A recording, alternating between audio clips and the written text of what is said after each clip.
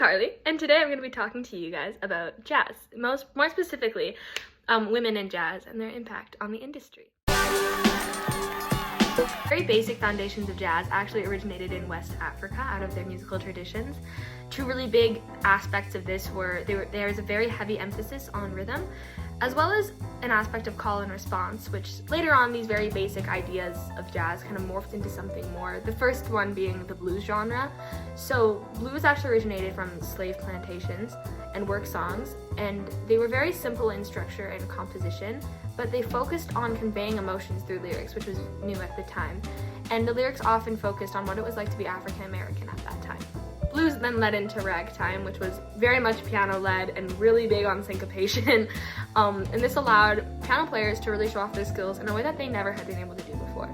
Later on, when jazz was getting bigger, it really caught on in New Orleans. As New Orleans was kind of the cultural melting pot at the time, there was a blend of African, Latin, and European art forms coming together, which was a perfect environment for jazz to start thriving. Jazz at the time was played primarily by African American musicians in the red light district, which was like the immoral area of New Orleans at the time. The New York Times actually published an anti-jazz article because it was seen as immoral because of the area it was played in.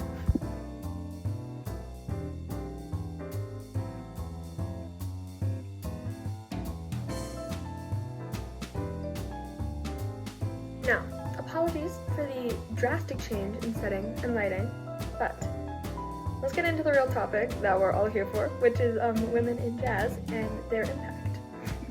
So, to set the scene a little bit, when jazz was really getting started in the early 1920s, vocalists had not yet entered the scene, and the majority of jazz icons at the time were men. And there's a couple of reasons as to why this was happening, but one main one was that jazz was only instrumental. So jazz's identity was being shaped by wind and brass instruments. For women, they were encouraged to sing and play piano to contribute to marriages, but having a career in music was absolutely unheard of. Also, pursuing wind instruments was unheard of for them. They were kind of limited to just piano and voice. Widespread discrimination also was making it extremely difficult for women to be taken seriously in any places. Another reason this was happening was that jazz was being played in immoral establishments, and women could not dare be seen there. However, despite this, New Orleans actually produced a number of very, very successful female jazz piano players such as Emma Barrett, Billy Pierce, and Dolly Adams. The 30s was when things really started to get rolling, so jazz was continuing to evolve mostly in New York City, and the invention of radio actually allowed jazz to become a lot more mainstream, and big bands, which is that classic large brass band sound that most people think of when they hear the word jazz, was becoming huge, as well as the genre of swing, which really reflected the optimism of people at the time. Some notable jazz musicians at this time were Duke Ellington, Count Basie, Artie Shaw, and Fletcher Henderson. In the 30s, culture was also beginning to advance, so females were actually gaining a lot more respect in the jazz industry. Some notable 30s female jazz instrumentalists include Villeda Snow, Ernestine Tiny Davis, and Margaret Baxter, and there were actually even some all-female big bands that were being formed, such as the Harlem Playgirls and the International Sweethearts of Rhythm. Culture continued to advance throughout the 40s, with over 6 million women joining the workforce when men were enlisted in the war, and this gave society a new perspective on what women could really do, and they gained a lot more respect. Some notable 40s musicians at this time were Charlie Parker, Dizzy Gillespie, Thelonious Monk, Max Roach, and Art Tatum, just to give a little bit of context on what jazz was up to at the time. A very notable female musician from this time, though, was Mary Lou Williams. She grew up in Pittsburgh and played piano professionally from a very young age, and she actually joined Andy Kirk's band and served as an arranger and pianist for them. She left the band in 1942 and led her own groups and actually composed and arranged for both Duke Ellington and Dizzy Gillespie. She later composed many orchestral and large-scale works as well, and I think that's so cool that she didn't just limit herself to jazz. She really had an exceptional creative range. With the 50s came television, where women were portrayed as housewives with no ambitions, which that's not what we're here to talk about today, but I could talk about that for a long time. Anyhoodle, jazz was continuing to evolve through improvisational masters such as Miles Davis, Sonny Rollins, Jackie McLean, Philly Joe Jones, Clifford Brown, and Bud Powell. Throughout the 50s though, this gal, Toshiko Akiyoshi, was actually discovered by Oscar Peterson in Japan. She was playing in a small club in Tokyo. With Peterson's help, Akiyoshi recorded her first recording the following year for Verve Records, and in 1956, she came to America, enrolled in Berklee College of Music, and became the first Japanese student to attend the school. In 1969, she married the saxophonist and flautist Lou Tabakin and formed the legendary Toshiko Akiyoshi Orchestra, for which she composed and arranged. She received many Grammy nominations and various awards throughout her career. In the 60s, activism and politics and marches were just going wild, which is kind of the perfect environment for art to really thrive and go crazy. So activism, marches, and protests in areas of civil rights, women's rights, and world affairs were happening all the time, and there was rapid change happening. Some musicians that were coming up to fame in this era were John Coltrane, Ornette Coleman, Herbie Hancock, and Wayne Shorter. But with the 60s also came karleigh, who is a pianist and composer. She organized the Jazz Composers Guild and grew up in a very religious home, actually. She was exposed to music at a young age because her father was a piano teacher and church choir master who encouraged her to sing and play the piano.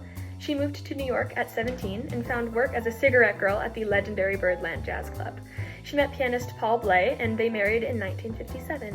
In 1965, she co-led the Jazz Composers Orchestra and also started the JCOA record label. In the 70s, jazz musicians were becoming more and more influenced by rock.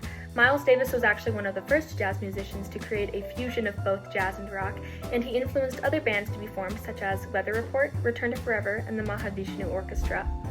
An up-and-coming female musician at this time was Joanne Brackeen, who is a pianist and composer. She attended Los Angeles Conservatory of Music as a young piano student, and she actually worked with Charles Lloyd in the 50s and gained international recognition in 1969 by becoming the first woman ever to join Art Blakey's Jazz Messengers. She gained a reputation in the 70s through her innovative and dynamic arrangements and solo shows. She has over 25 albums to her name that she's led and over 100 records, and she is now a professor at Berklee College of Music. In the 80s and 90s, the launching of MTV in the 80s really impacted the youth culture throughout the 90s. Many young jazz musicians were resorting back to acoustic jazz and kind of trying to find ways to continue to push the boundaries of it without relying on the usage of electronic instruments, unlike in the 70s. Some notable musicians at this time were Wynton and Branford Marsalis, Steve Coleman, Robin Eubanks, Kenny Garrett, Terrence Blanchard, and Donald Harrison. There's quite a few notable female jazz musicians at this time, actually. So Cherry Allen, Emily Remler, Terry Lynn Carrington, and the most notable here that I'm going to talk about, in my opinion, is Jane Ira Bloom, who attended Yale studying composition and harmony, actually. She moved to New York in the late 1970s, and she toured extensively and participated in the first Women in Jazz Festival in Kansas City. And she also has just countless records to her name. You might be here thinking, Karleigh, we're almost at the end, and you haven't even mentioned any of the female jazz musicians that I've heard of. And that's because I'm giving them their own segment. Let's talk about vocalists. The vocalists are the most widely recognized and celebrated women in jazz today. Some notable blues singers were May Rainey and Bessie Smith, who gave voice to the African American experience and created a soulful and expressive new approach to vocal performance. No rules in vocals were sacred, and vocalists began to mimic the ways of instrumentalists, bending notes, and using improvisation. One person who did this first was Billie Holiday. Her originality, artistry, and influence on other singers made her extremely notable. She credits Louis Armstrong and Bessie Smith as her influence on her singing style. Although she had no formal training, she infused her personal hardships into her songs and raised the bar immensely for jazz vocalists. The most popular jazz vocalist in the US was Ella Fitzgerald. She won 13 Grammys and sold over 40 million albums throughout her career. She could imitate countless instruments and worked with all the legends, and also had an incredibly wide vocal range and style. The last person I want to mention today is Betty Carter. She began studying piano at Detroit Conservatory of Music, and by her teens, she was sitting in with Charlie Parker and other notable musicians when they performed in Detroit. She was recommended by Miles Davis to Ray Charles, and they toured together in the late 1950s. Him and Carter recorded an album of duets entitled Ray Charles and Betty Carter, and they recorded that in 1961. It instantly blew up and became a huge success. That's all I got to say to you guys today, but I hope you guys really enjoyed this video and that it was informative, and I hope you guys feel inspired to research more jazz, because jazz lives.